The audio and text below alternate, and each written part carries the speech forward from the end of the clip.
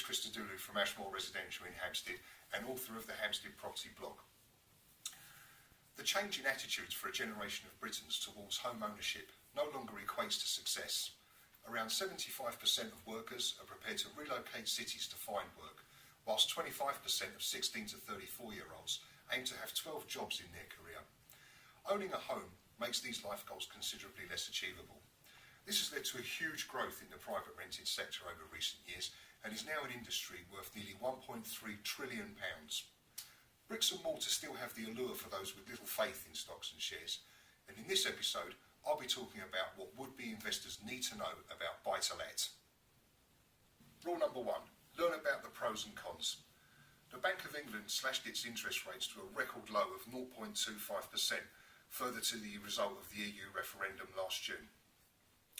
Interest rates are now at a historic low, and as a knock-on effect, the financial markets are awash with lots of attractive mortgage offers. Nowadays, renting has become the norm for many, and rents generally rising with inflation has made the prospect of buy-to-let still very attractive. Now, it's always useful to speak to people you know who have invested in buy-to-let property and make sure you get the full story, warts and all. The more research that you do, the more informed a decision you shall make. Number 2. Choose an area. Now, most investors generally like to buy locally. In fact, around 50 to 60% of people do this, largely because it's what they're familiar with, and secondly, because it makes practical sense for those who self-manage. Though there are some important questions you need to ask yourself. Firstly, what's the appeal of your local area? Are the transport links very strong? Are there any highly regarded schools locally? There's also an emerging trend now for investors purchasing in areas that have undergone regeneration. Now, prices in these locations are generally more affordable, and that always, of course, helps the numbers to stack up. Number 3, do the maths. What you need to do is get solid evidence about what are realistic and achievable rents in the area and for the type of property that you're thinking about investing in. The cost of finance also has a bearing on your decision, and you've also got to factor in the void periods, which in the current market are around 28 to 36 days, and make sure that you've got sufficient funds as well for maintenance of the property, and that you can also absorb the cost of any void periods that may arise at certain times of the year. Number 4, out and get yourself the best deal. As I said earlier, the cost of finance is absolutely crucial in the decision-making process.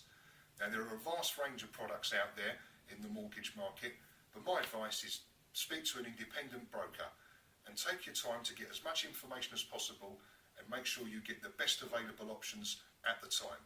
It's worth remembering that everyone's situation is slightly different, so therefore the crux of this is to make sure that you can get your requirements to match that of the criteria of the lender that you may choose to go with.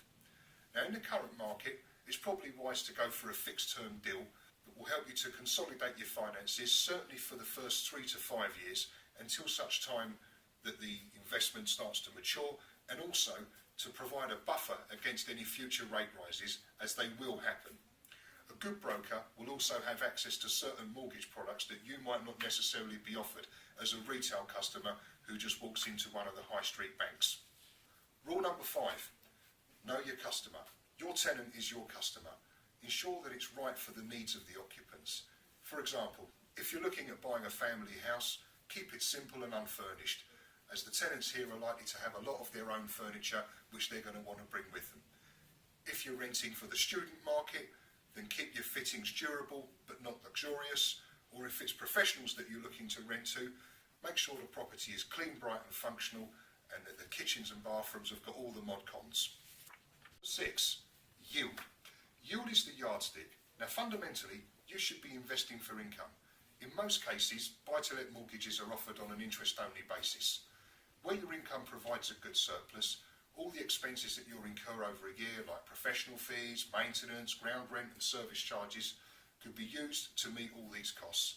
Now, as rents rise and the investment matures, the income surplus can be built up over time to either pay down the mortgage or used as a vehicle for investment elsewhere. If you decide on disposing of the asset in the future, the capital gain should pay off the mortgage and still leave you with a respectable lump sum. Now, on average in today's market, property prices are doubling once every 12 years or so. Number 7, look elsewhere and create value. As I mentioned earlier, a lot of investors like to buy locally because of familiarity and what they feel that they can manage. Though be open-minded when it comes to buy-to-let. If your local town isn't necessarily the best place to invest, then look further afield. Other locations, for example, that have a university or commuter towns, can offer lucrative opportunities for both the students' market and for young professionals who often share to get round affordability issues. Creating value is the key to investing in property, so the decision to buy an unloved 3 or 4 bedroom house that needs a bit of cheering up could well be a wise one. Apart from location, condition is the one main factor that has a bearing on value. Now that is an opportunity to negotiate hard on price, especially if you've got nothing to sell. Last but not least, look after your tenant, because your tenant is your customer. It's important that you can ensure that you give your tenant a high level of service throughout their tenure in your property.